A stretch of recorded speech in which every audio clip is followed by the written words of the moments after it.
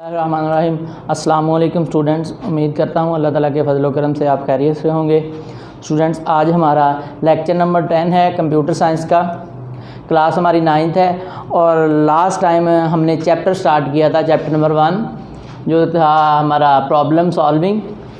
और last lecture में हमने फ़र्स्ट ऑफ़ ऑल ये डिस्कस किया था कि प्रॉब्लम क्या है। हमने प्रॉब्लम को देखा था, हमने कहा था कि अगर डेली लाइफ में जो भी हमारा कोई टास्क है वो हमारा प्रॉब्लम है।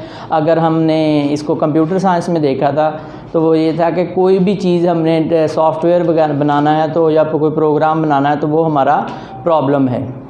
और उसके बाद हमने प्रॉब्लम सॉल्विंग मेथड्स देखे थे और प्रॉब्लम की टाइप्स देखी थी, जिसमें प्री डिफाइन प्रॉब्लम था और उसके लिए हमने क्या करना था, और अगर प्री डिफाइन नहीं था तो उसके लिए हमने कोई 3 स्टेप देखे थे डिफाइनिंग अ प्रॉब्लम में। उसके बाद हमने अंडरस्टैंडिंग अ प्रॉब्लम पढ़ा था और आज जो हमने टॉपिक पढ़ना है वो है जी प्लानिंग अ सॉल्यूशन।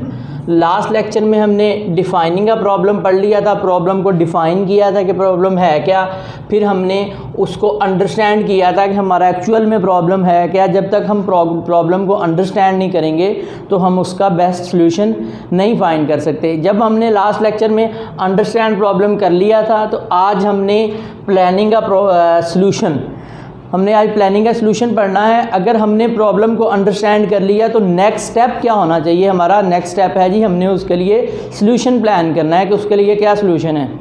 तो उसमें हमारे पास 4 इसके पॉइंट्स होते हैं जी। फर्स्ट पॉइंट है जी डिवाइड एंड कनकर। डिवाइड का मतलब होता है तकसीम एंड कनकर का मतलब होता है फतह। ठीक है जी। इसका मतलब क्या होता है कि हमने जो हमारा सॉल्यूशन है और प्रॉब्लम है उसको हमने छोटे पार्ट्स में डिवाइड कर लेना है। फॉर एग्जांपल, अगर हम एक कैलकुलेटर बनाना चाह रहे हैं जिसमें हम ऑपरेशन करना चाह रहे हैं प्लस माइनस मल्टीप्लाई डिवाइड, तो हम इसको किस तरह डिवाइड करेंगे, हम इसको पहले 2 पार्ट्स में डिवाइड कर लेंगे। 2 पार्ट्स में डिवाइड कर लेंगे।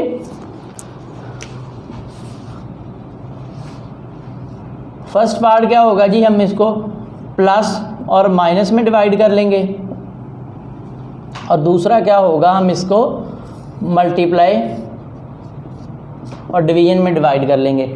फिर इसको फर्दर प्लस और माइनस में अलग अलग डिवाइड कर लेंगे। क्या है, हमारा मेजर प्रॉब्लम था, हमने एक कैलकुलेटर डिज़ाइन करना था जिसमें हमारे 4 बेसिक जो मैथमेटिकल ऑपरेशंस हैं उसको हमने परफॉर्म करवाना था। तो हमने क्या किया है, उसको डिवाइड कर लिया है और उस पर हमने कनकर रूल लगा लिया है। और जब हमने डिवाइड कर लिया किसी प्रॉब्लम को तो वो हमारे लिए आसान हो जाता है। हमारी डेली लाइफ में भी ऐसा ही होता है कि हमारा जो भी प्रॉब्लम होता है, फ़र्स्ट ऑफ़ ऑल हम प्रॉब्लम को किस तरह सॉल्व करते हैं, हम उसके बारे में प्लान करते हैं। अगर आपने कहीं जाना है, इस्लामाबाद जाना है या किसी भी रिलेटिव के घर भी जाना है, एटलीस्ट आप उस वक्त भी प्लान कर रहे होते हैं कि इस दिन इस टाइम पे मैं घर से निकलूँगा, उधर पहुँचूँगा, वो सारे का सारा आपने प्लान करते हैं। अगर आप डेली लाइफ में भी अगर आप देखें तो अगर आपके पास कोई बड़ा प्रॉब्लम है तो आप उसको छोटे छोटे पार्ट्स में डिवाइड कर लेते हैं और फिर उसको सॉल्व करते हैं। तो यही हमने इसमें टेक्निक यूज़ करनी है कि हमने अपने प्रॉब्लम को डिवाइड कर लेना है छोटे छोटे पार्ट्स में और फिर उसको सॉल्व कर लेना है।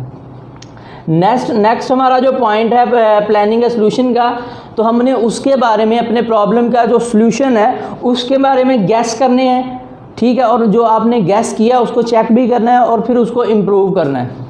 ठीक है जी। अगर हमारा कोई गैस है उसको आप इन्हें इम्प्रूव करने की एग्जांपल मैं इस तरह दूंगा कि आपका जो सेल फ़ोन है इसमें अपडेट आती रहती है, सॉफ्टवेयर अपडेट, वो पहले तो बना होता है लेकिन बाद में मॉडिफाइड होता रहता है। अगर आपने कोई सोल्यूशन प्लान कर ली है, अगर आपको नेक्स्ट उससे से बेस्ट कोई मिल रहा है, आपका गैस नेक्स्ट कोई बेस्ट है तो आप उसको इम्प्रूव कर सकते हो। ठीक है जी। तो ये आप उसको गैस चेक एंड इम्प्रूव। जो नेक्स्ट आपका पॉइंट है जी वो है act it out. Act it out का मतलब ये होता है कि आपने जो भी अभी तक स्टेप्स लिए हैं ना उसको आपने डॉक्यूमेंटेशन कर लेनी है उसकी, कि कब क्या क्या करना, like as a time table. जिस तरह हम टाइम टेबल बनाते हैं ना जी हर चीज़ का, इस तरह हमने क्या करना था इसमें एक्ट इट आउट में हमने इसके जो भी हमने स्टेप्स लिए हैं, जो हमने सोल्यूशन लिया है, जो भी हमने उसको डिवाइड किया है, वो सारे के सारे आपने इसमें एक्ट इट आउट में कर लेने होते हैं। नेक्स्ट हमारे पास है जी डिफाइनिंग अ कैंडिडेट सोल्यूशन। अब नेक्स्ट हमारा जो सॉल्विंग मेथड्स है वो है जी नंबर 4 पे है, डिफाइनिंग अ कैंडिडेट सोल्यूशन। अगर हम प्लान नहीं करते, अगर हम अपनी भी किसी भी सोल्यूशन का प्लान नहीं करते तो हम क्या करते हैं, फिर उसके लिए एक अंदाज़ा गैस लगाते हैं। वो ठीक भी हो सकता है, वो गलत भी हो सकता है, ज़रूरी तो नहीं ना जी वो कैंडिडेट सोल्यूशन जो है आपका ठीक हो। कैंडिडेट सोल्यूशन कहते हैं कि आपने प्लान नहीं किया होता कोई भी चीज़ को, जस्ट आपने गैस लगाना, अंदाज़ा लगाना होता है। इसकी एग्जांपल मैं आपको इस तरह देता हूँ कि अगर आपको कहा जाए कि आपके स्कूल में ऐसे एक लिस्ट बनाओ, जितने लड़के क्रिकेट खेलते हैं उनकी लिस्ट बनाओ, तो आप क्या करेंगे, आपके पास 2 बेहतर मेथड हैं। एक तो आप करोगे ये कि अपनी क्लास से में अपने फर्दर इंडिविजुअली आप क्लासेस में जाओगे, स्टूडेंट्स के नाम लिखोगे और वो लिस्ट बन जाएगी। अगर आप वो काम नहीं करते, वो जो लिस्ट बनेगी वो 100% एक्चुअल होगी, क्योंकि आपने सब 1 बाय 1 हर से पूछा है। और सेकंड ये है कि आप अपनी क्लास से टोटल स्टूडेंट्स की वो नाम लें, जितने उतने बनते हैं उसी को आप मल्टीप्लाई कर दें टोटल जितनी आपके स्कूल में क्लासेस हैं, तो वो एक एवरेज सी वैल्यू आ जाएगी। 100% एक्चुअल नहीं होगी, वो होता है कैंडिडेट सोल्यूशन। मतलब कि आपका एक्चुअल सोल्यूशन नहीं है, वो एक गैस होता है, अंदाज़ा होता है, वो गलत भी हो सकता है और ठीक भी हो सकता है, वो भी आपने करना है। ठीक है जी। नेक्स्ट आपका क्या है जी, आपने जितने भी सोल्यूशन आपने उसको किए हैं, डिफ़ाइन किए हैं या फाइंड किए हैं, आप उनमें से आपने बेस्ट सोल्यूशन फाइंड करना होता है। बेस्ट सोल्यूशन आपका अप्रोप्रिएट होना चाहिए कि आपके हर पैरामीटर्स को आपने देखना है और उसका बेस्ट सोल्यूशन फाइंड करना है। ठीक है जी। फॉर एग्ज़ाम्पल अगर मैंने एक पॉइंट से किसी दूसरी पॉइंट में ट्रैवल करना है, तो उसके लिए मेरे लिए बेस्ट ऑप्शन क्या है, अगर मेरे पास कोई अपनी कन्वेंस है तो वो मेरे लिए बेस्ट है, तो मैं उसको चूज़ करूँगा। इसी तरह ही आपने कंप्यूटर में भी यही देखना है कि आपका वो प्रोग्राम जो है उसका सोल्यूशन है आपने बेस्ट रखना है। अब जितने फॉर एग्जांपल आपके पास 5 सोल्यूशन है किसी प्रॉब्लम के, ठीक है जी, तो आपने क्या करना है, उन 5 में से जो बेस्ट वन है वो चूज़ कर लेना है। तो ये आपका हो जाएगा सिलेक्टिंग बेस्ट सोल्यूशन। अब आपने 5 मेथड्स पढ़े हैं प्रॉब्लम सॉल्विंग के। पहले हमने देखा था कि प्रॉब्लम क्या है, फिर हमने प्रॉब्लम सॉल्व करने के टोटल 5 मेथड्स पढ़े हैं। उसमें फ़र्स्ट ऑफ ऑल क्या था जी, डिफ़ाइनिंग प्रॉब्लम।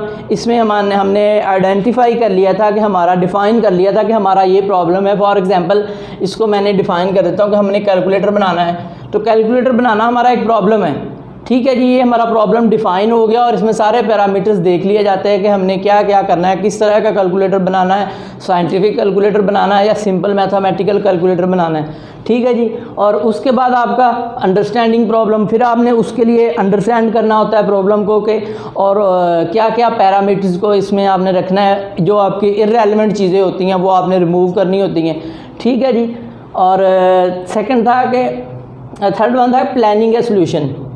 उसमें हमने सोल्यूशन को प्लान करना था कि हमारा बेस्ट क्या है। इसमें मैंने आपको 4 पार्ट पढ़ाए हैं, डिवाइड एंड कनकर रूल का। और हाँ जी, ये बहुत इंपॉर्टेंट चीज़ है कि बुक में आपके मेंशन नहीं है, डिवाइड एंड कनकर रूल को टॉप डाउन डिज़ाइन भी कहते हैं।